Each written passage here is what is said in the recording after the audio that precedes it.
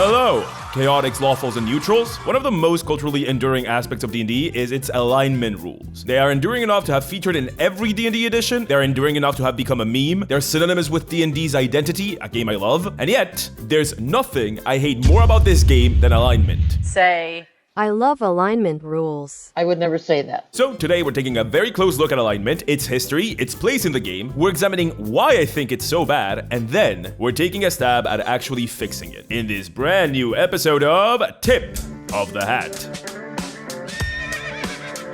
This is a behemoth of a topic, so I'm gonna be jangling internet keys in front of your face the whole time. And there are no better internet keys than a numbered list. I've decided to give these titles after made-up alignments because I felt like it. Try to glean the thinly veiled hatred plainly visible through the titles. Number 1, neutral Bible school teacher. What is alignment? Okay, so to understand why alignment is so in my opinion, we gotta understand what is alignment. There's 1,000 explainers out there, and I wanna get into more interesting stuff than defining terms, so I'm gonna go through this one fast, and then go on to explain actual alignments. Don't worry, I'll give examples of each alignment so you can tell me I'm wrong about them in the comments to boost my engagement. Pedantry only makes me stronger. In the 2024 PHP, they don't really get into the nitty-gritty history and implications of this system. They just give examples of different alignments, which is a better way to introduce the concept to players, and I'm gonna do just that. But what is alignment just generally? Well, it's complicated. Alignment is more than just a given person's voting preferences. Yes, it's supposed to define your morality, good, evil, neutral, and your stance on order, lawful, chaotic, or neutral again, but it's also a living thing, kinda. In D&D cosmology, there are planes, basically universes, that are governed by alignments. A bunch of them, actually. There are also gods that exemplify and embody alignments, or are ruled by them. Law and chaos are players in this world, if not named characters. The best way I've come up with to explain this is that in traditional D&D, law, chaos, good, evil, and the enlightened centrist take of both, those are as real and tangible as gravity and time in the world of D&D, which makes them kinda hard to get rid of. Let's put a pin on that. But all this cosmology stuff is neither here nor there. What about what people actually care about? In practice, what is alignment actually? It's everyone's favorite part, example section.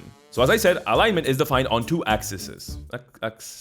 Axi? It's defined by two axe body sprays. The moral axis, good, neutral, and big bad meanie zucchini, and the order axis, lawful, neutral, and spork. And by mixing and matching both, you get your character's alignment. Okay, let's get to the actual examples. I have assigned main pop axe for each of them, for those of you in the audience, you know who you are. And let's start with the very good boy tiers first. Numbered list instead of a numbered list, you know what's coming. Number A, lawful good.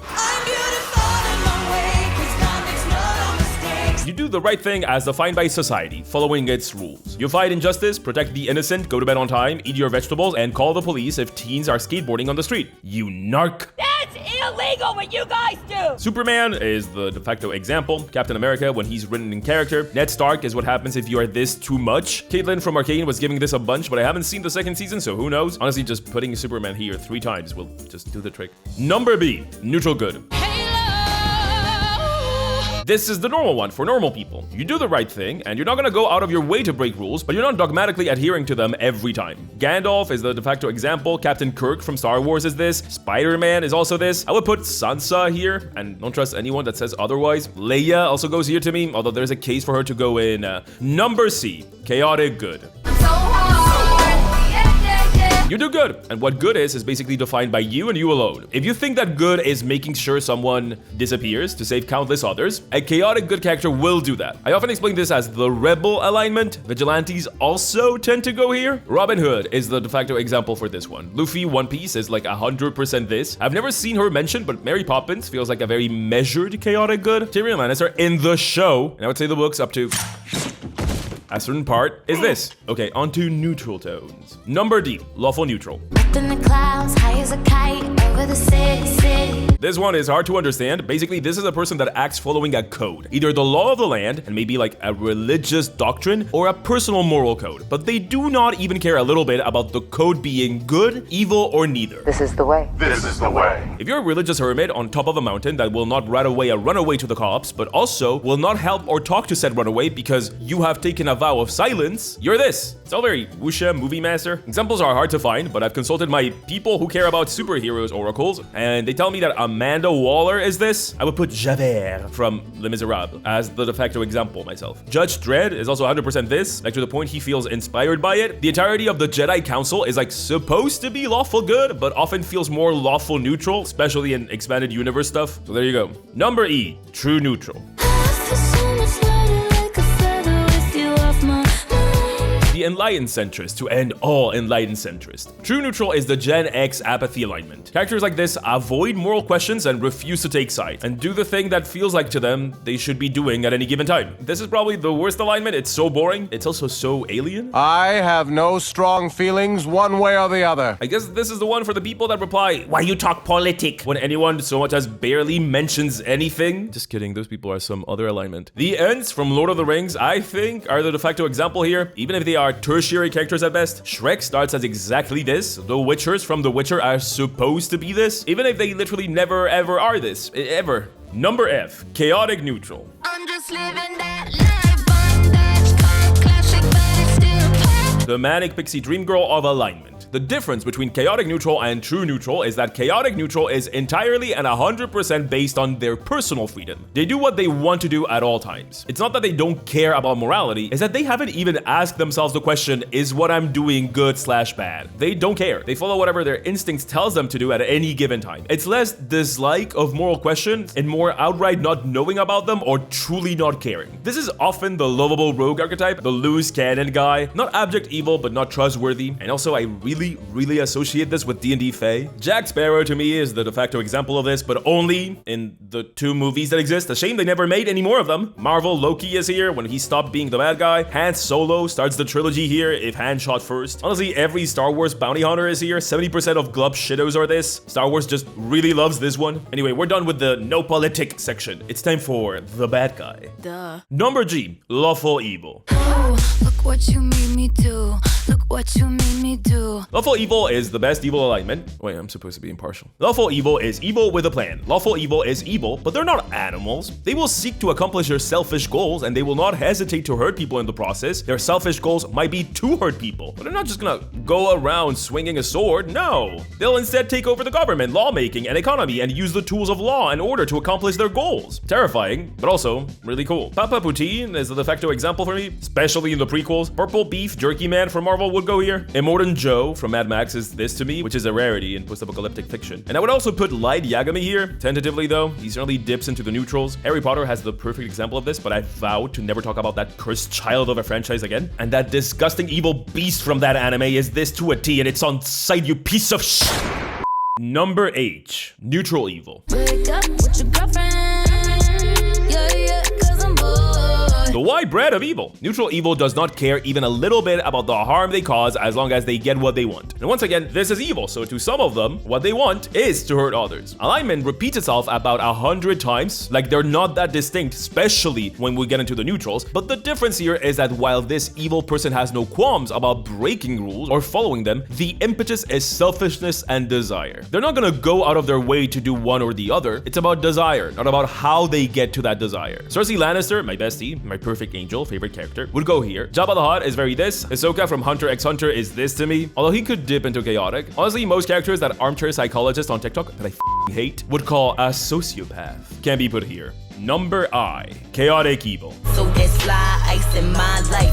I don't see no limits, so I strive and I shine twice. Finally, the other good one. Chaotic evil takes pleasure in destruction. To chaotic evil, destroying a city might not be because taking it out will win them the war, but rather the destruction itself is what they're after. They like the fraying and disintegrating of the thread that holds societies together. They're into the chaos that happens after senseless evil. To them, it's about the journey, not the destination. The Joker from The Batman is the internet's de facto example of this, but Ramsey Bolton feels like an even better example to me. If we want more clouds, we can put Art the Cloud here. He loves his job. My dreaded nemesis, an evil twin, would also go in this box, and that's all of them. Okay, so we now know what alignment is and what we actually have to play with when we make a character. But in order to understand why this is garbage, we gotta understand where it even comes from. Number 2, lawful teacher sped. The history of alignment. Alignment was baked into D&D from its inception. The very first version of D&D included alignment, although not as we know it today. D&D 1, The Phantom Menace, released in 1974, had alignment, but only lawful, chaotic, and neutral. No mention of good or evil. You might think that this is actually more sophisticated by virtue of seemingly foregoing this rigid idea of morality, but it wasn't. Lawful was going to bed on time, eating your vegetables, raising your hand before speaking, and smiting the wicked and vile creatures of the world, so good. And chaotic was staying up late, not doing your homework, rummaging through the cookie jar, and murder, so evil. Neutral was, ill-defined. It was like the fence-sitting, enlightened centrist position. Balance to the force or whatever. It's also when we first saw neutral associated with nature, which is a trend we will see carry through all of D&D. You can safely assume that any druid NPC at this time that isn't surrounded by mushrooms is neutral, because mushrooms in D&D are evil, except when they're not. So, all lawful things were good, all chaotic things were evil, and if you were an enlightened centrist, you were neutral. It was dumber than it is now. And that's okay, everything was dumber in the 70s, that's why we love it. In 1977, with the release of the set for basic separate concepts of good and evil were formally introduced to the game. Good was, and I quote, altruism and respect for life, and evil was selfishness and no respect for life. These definitions predate the basic set, but they were codified into the game with the basic set. This basically marks the prototype for today's alignment. Lawful can be good, neutral, or evil, and so can chaotic, and so can neutral. It's the baseline after which all subsequent conceptions of alignment will happen, except for outliers that went back to only having the chaos versus order, but those are like really few and far between. Eberron stays being the best D&D setting. Don't get me to 500k subscribers, because if I do, I'll have to talk about more setting stuff, and I'm scared I won't be able to hold myself back from it being Eberron, and I do not have time. October is supposed to be massive already. I don't have time. Eberron played a lot with alignment, mainly by breaking convention as to what races got to be good and bad, with halflings in particular becoming not great as a general rule. Drow, orcs, a bunch were cast in opposite roles, or tangentially opposite roles. Eberron is not much for moral absolutism, but we're not gonna get into what that word means yet. Regardless, 3rd edition remains basically the exact same in terms of alignment. The same cannot be said for the red-headed stepchild of the editions, the 4th edition. Talking about 4th edition feels too inside baseball to make a whole video about, but maybe one day. Spoiler alert, there's plenty of good in it, but there's also plenty of bad. Alignment in 4E is, let's say, different. In 4E, there are 5 alignments: lawful good, good, evil, chaotic evil, and unaligned. This basically makes alignment a spectrum, with lawful good being the most good you can be, and chaotic evil being the most evil you can be. Neutral is completely outside of the spectrum, NB icons, and is represented by unaligned, which will make a return later. So, at the risk of giving too much of my opinion on this opinion-based channel, like actual opinion-based and not clickbait opinion-based, I have thoughts on this. This is very Paragon Renegade. This is very simplistic. Morality is even more two-dimensional here. This isn't great,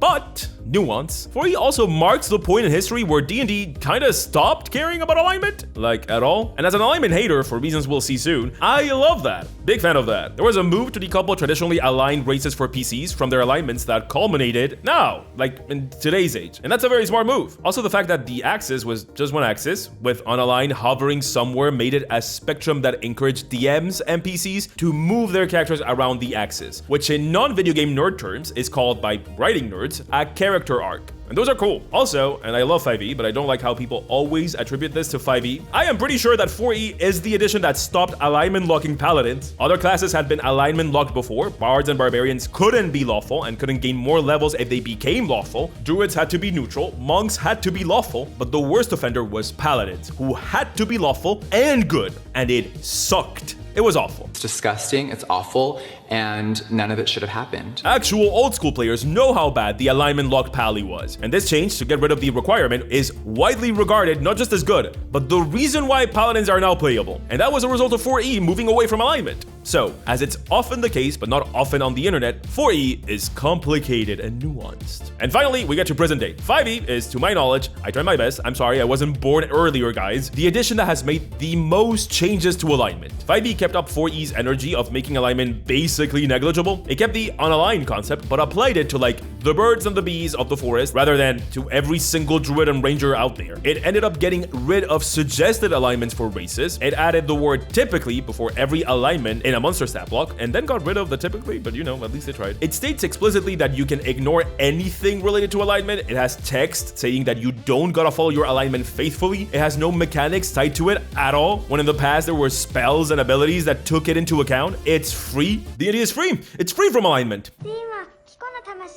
Almost. And that creates its own issues, because almost isn't free. Number 3.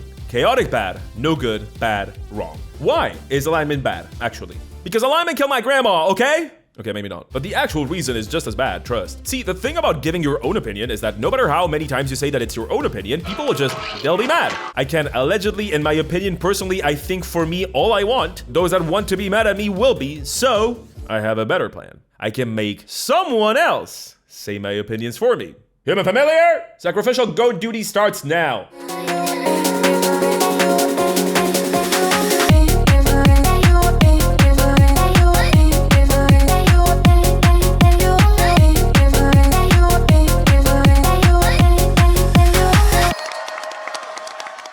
All that live game happened thanks to Czepeku. Real talk, that game would have been about 10 times more boring without stuff Czepeku has made. You know Czepeku at this point, but it bears repeating, they're basically integral to having the best possible D&D experience. Czepeku offers one payment to get access to more than 6,000 high-res battle maps. Let me tell you this, from experience, you will find what you're looking for, and about 6 variations of what you were looking for. The variety here is insane. Like, look at this, and look at the variations of this. In the live game, we use the scenes, which are a different Czepeku product, and now that I have seen them in action in a live play example, I am sold. Every single one we used, they were not a custom one made for the game. No, that was part of their normal offering. We were playing a Spelljammers Circus Casino Vampires thing, and they had everything we needed in their base offering, because it's more than 2,000 scenes. And the audience kept going, whoa, when we changed to a new one, and I was right there with them, because my god, do these scenes set the scene and elevate roleplay scenes. It's just a lot of the word scenes. Maybe that's why they're called scenes. And guess what? They have a deal going on. You want the maps? You want the scenes? Get the complete fantasy bundle, and you also get their token maker to make just objectively better tokens. So with more than 6,000 battle maps, more than 2,000 scenes, and more than 300 tokens, and the ability to make your own with a token maker sound good, or you want just one of those, go check out Czepeku. And thank you so much for Czepeku for believing in me enough to sponsor not only this video, but also make my first ever live game literally happen. Thank you. Where was I? Oh, right. Bringing the human back. Human familiar. I go to America one time. All right, let's go. Number A, neutral asshole. It's what my alignment would do. Be awful. So the hat touched on this 3 paragraphs ago, but alignment has been the source of many a problem at the table. Many such cases. This problem used to be really bad in past editions, and then it became better with time. This could be for several reasons. It could be because we as a species have advanced in our understanding of one another and our ability to empathize with others and prioritize the well-being and fun of others, and not just ourselves at the table. Or because alignment has been de-emphasized massively in newer editions. Both possibilities are equally likely, I'm sure. Basically, alignment pushes you into extremely narrow and unnatural ways of seeing the world. It's less a moral compass and more a math equation. Cannot believe I'm doing math equation metaphors. Nothing less in character than that. You take one input, you put it through the alignment math equation, and that tells you what every character ever will do in every situation. This is not morality, this is a script. This flattens characters to hell and back, but also it gives an excuse to extremely antisocial behavior at the table. If you're the type of antisocial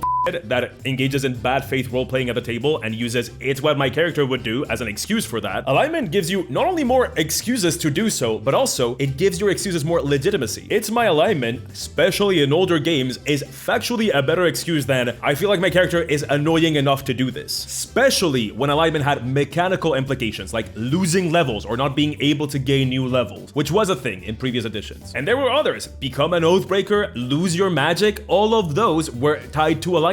Also, on the other side of the table, it's a fantastic punishing tool for DMs. That's right, alignments could also be used by DMs, and DMs on a power trip loved them. Because if a DM doesn't like what you're doing, they can very easily take your character sheet, change the alignment, and suddenly your monk cannot get more levels in monk. Or they used to, before they nerfed alignment to the ground, which, as I'm trying to build a case for, was a good decision. True, in newer editions, like the one that most people play, 5e, this is not the case anymore, but this is not the gotcha you think it is, because number 1, oh god, this is a numbered list instead of a numbered list, instead of a numbered list. 1, by agreeing to that, you're also agreeing that alignment was not good for the game. 2, if you care a whole lot about your character's characterization, their personality, who they are, this can still be used as punishment. With this system, the DM becomes this weird cosmic judge of morality that assigns like value to your actions. It's wild. Are all of these cases relevant to people that act in bad faith? Yes, but people act in bad faith. You don't have to be a all the time to make kind of a move one time. And yes, plenty of people don't have a problem with alignment normally, but if it can be this much of a problem, what are you gaining from it? If you all bring stink bombs to D&D, only the people that want to cause chaos will actually use them. True, but my question here is, what do you gain from bringing stink bombs in the first place? What's the positive? These...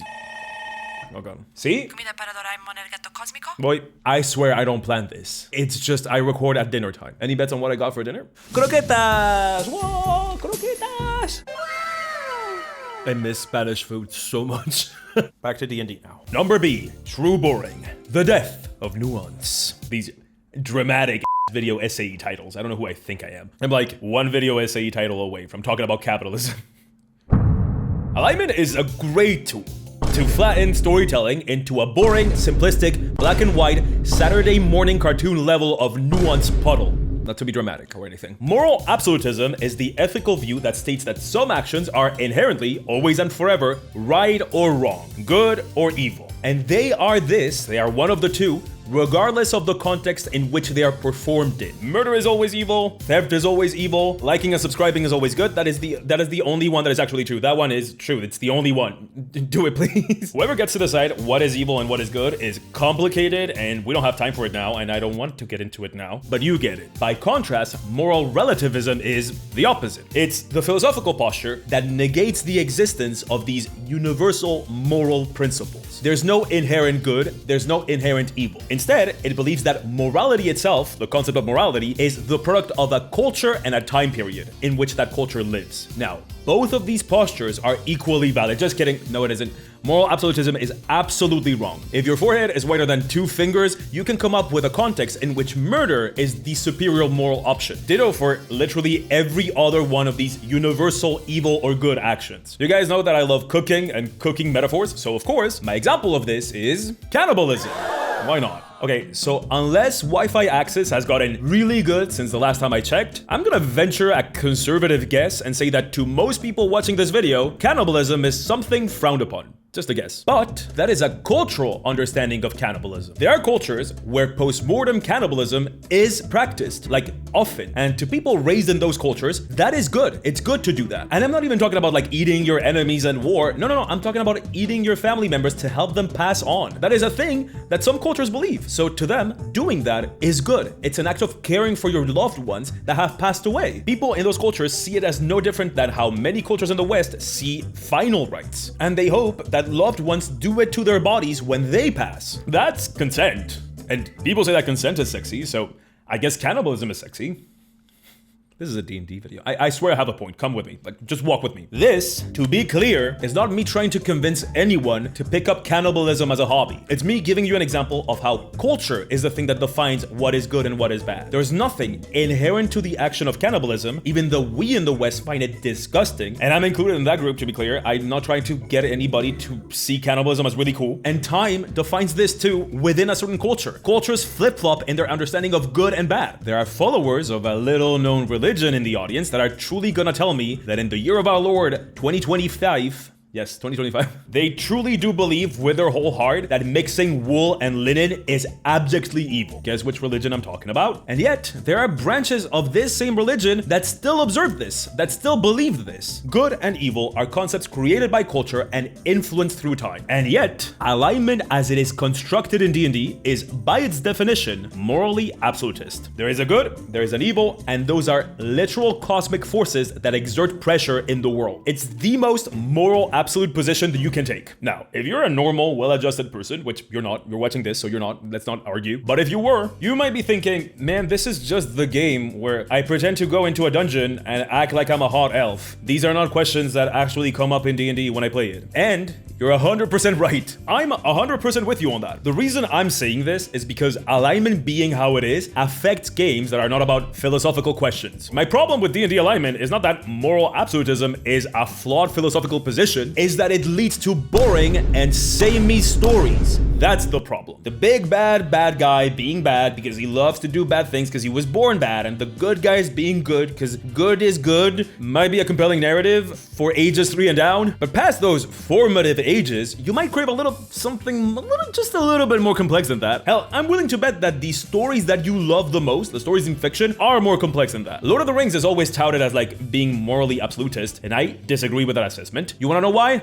Boromir. Is Boromir good or evil? Quickly, which one is it? It can only be one. Well, he isn't, and he is. He is both, because he's a complex character, capable of both things. And to be clear, I am not saying that evil characters in D&D cannot do good actions. What I'm saying is that evil characters in D&D will only do good actions for evil reasons, and that's a 3-year-old's understanding of morality. Every orc being bad and stupid and chaotic is a problem because it's boring, which is a much bigger sin in my opinion to be in D&D than literally any other reason why that might be bad. It's boring that you can meet a character in D&D and you get one look at them and you know exactly how are they gonna act in every position because you can guess their alignment. It's boring. It makes the game more boring. It narrows the stories that you can tell. It is just a net negative on the game. In my opinion, there, I said it, you can't be mad. I said in my opinion, you can't be mad. Number C, lawful limiting. What if my character was worse? I touched on this before, but it's the biggest point that alignment defenders bring up, so it deserves its own number, letter, no, whatever, you get it. Alignment is limiting. It's limiting for players, it's limiting for DMs, it's limiting for everybody involved. And yet, there's a lot of pushback on this. I often see this pushback attributed by 5e babies to old school players, and I don't think that's right. True old school players, in my experience, are much more likely to be like, yeah, whatever, that orc NPC is a bartender, and he's generally nice. Sure, let's go. Rather than go like, orcs by their very nature are evil, and it is baked on every cell in their body, and we must kill them on sight. It is stated by the sacred texts of Wikipedia. That is, from what I've observed, a very 3.5e baby opinion to have. It's this reverence to canon and what has come before. And it comes from the belief that canon trumps all, which is, to me, a very weird stand to take on a game that has homebrew baked into every single strand of its DNA, but sure. My point here is not to straw man. I understand and know where this comes from, and I kind of respect it. And what you want out of D&D is like old Flash Gordon or old school sci-fi serials or like very basic like beginning of epic fantasy,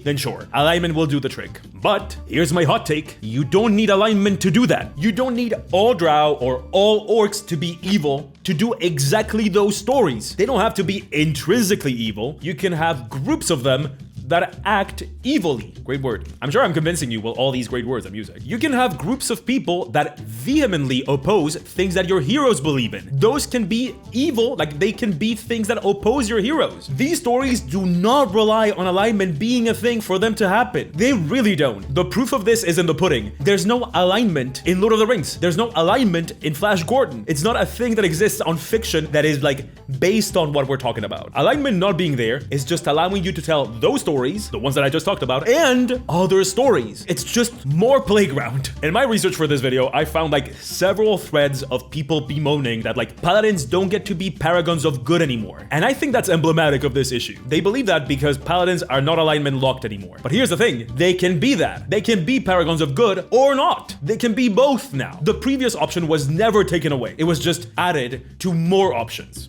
Do you know what I mean? You can have orcs that have found a way to coexist with others. You can have paladins that follow an evil god or have pledged themselves to an evil cause. And you can have the opposite. It is literally widening the pool of the things you can do in this imagination game. My point is, de-emphasizing alignment has not taken away what was there before. It has added more options. So, why is it still there? Why won't alignment leave? Why hasn't it been deleted from the game? Why has it only been nerfed? In de-emphasizing alignment, defanging it, if you will, they have made it this sort of dead weight on the game. A flawed system that constrained creativity and limited your options is now just dead weight because it has been nerfed to the ground. And yet, this system has not been eliminated. Why? Why is alignment still a thing? Number 4, neutral capitalism, the branding beast. Back to me, baby. So I haven't infiltrated Wizards HQ yet. So what I'm about to say might possibly be classified as wild and baseless conjecture. Okay, fine, it is wild and baseless conjecture, but I think I might be right, so please listen. Remember the intro for this video? No? Oh, okay.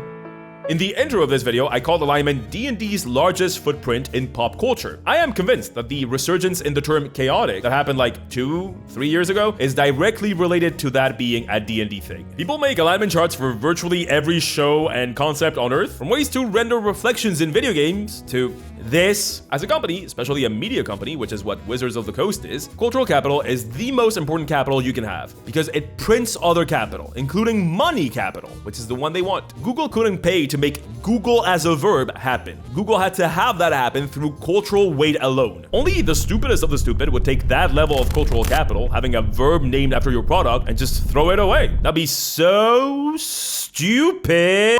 D&D doesn't have a verb named after it, but it does have more cultural capital than literally anything else on the TTRPG market. And alignment has breach containment and cross over into general pop culture. And I think that's why we won't see alignment disappear. You would have to be very stupid. You would have to be very stupid. Now, this might sound like an indictment, and it just isn't. Companies are here to make money, and it would be a very stupid thing to berate one for doing just that. As in, with regards to something like this, which at the end of the day is not hurting anybody other than me, because I don't like it, and just doesn't matter that much in the grand scheme of things. So, alignment has been reduced, like a male anglerfish, to just dangle off of the great female anglerfish that is D&D. This is it. This is the weirdest metaphor on the channel so far. Too obtrusive, backwards, and straight up bad to remain relevant in the game, but too culturally relevant to be exercised for good. But this purgatory is also really annoying. It keeps us fighting about what it was, what it could be, why it should remain, why it should be yeeted into the sun, and it keeps people like me making videos like this. It's annoying. I understand why it's still there, and yet I am allowed to complain.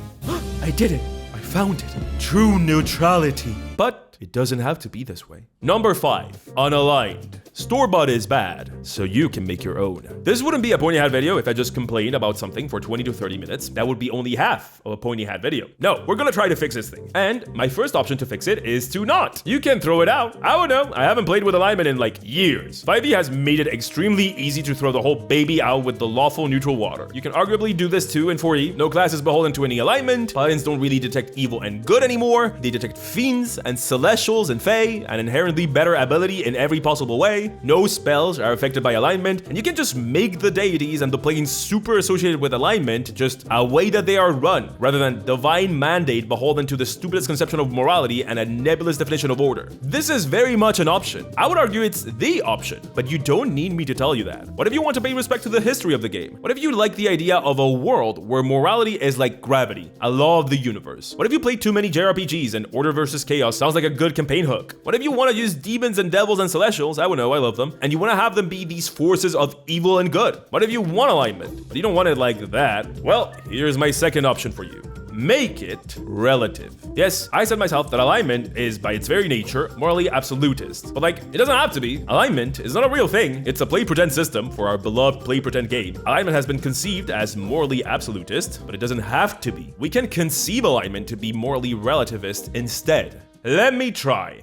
Good, evil, law, chaos. These forces govern our universe and all others, and yet they are slaves to our conception of them. Each of these strives to grow and defeat the other, and in their constant fighting, in their incessant push and pull, they create true equilibrium. They seek to defeat their opposite by growing their influence, and they do that by growing the numbers of those beholden to their principles. Good grows when good actions are performed by us, and so does evil. When law triumphs over chaos, law grows stronger, and when chaos overcomes the rules of man, it grows stronger too.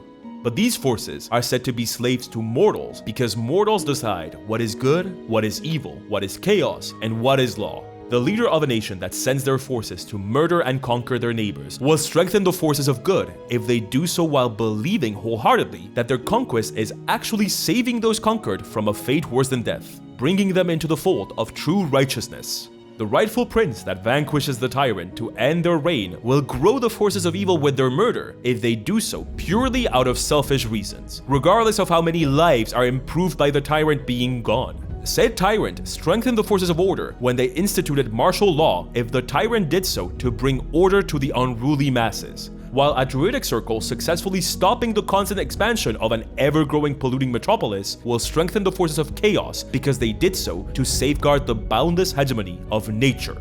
Good, evil, law, and chaos are the forces that govern our universe and all others. And yet, we govern them. You know what I mean? Instead of making alignments this sort of divine mandate where someone has decided what each of the corners mean and categorize each action and each person into a little box, it's something based on culture, on nurture, on context, on nuance. Imagine the implications of this. The fiends that terrorize a culture all about law and order would be very different from the fiends that terrorize a nomadic culture all about self-expression. Ditto for celestials. Good can take many different forms. And in our history, we have so many examples of people doing unspeakable things while 100% believing they were doing the right thing. What I like the most about this is that this conception of alignment allows you to tell the same stories that the current conception of alignment allows you to tell, but it also allows you to tell dramatically different ones. It's relative, baby. We love nuance. But how does this translate into actual character building? Well, I have a video on how to make a D&D character that really works. It's one of the most popular videos on my channel. Maybe check it out. And if you want to talk more evil and chaos, how about a video on the baddest baddies? Demons! I made a whole video based on their chaotic evil thing. Alright, don't forget your alignment shift scroll. Bye! Mwah.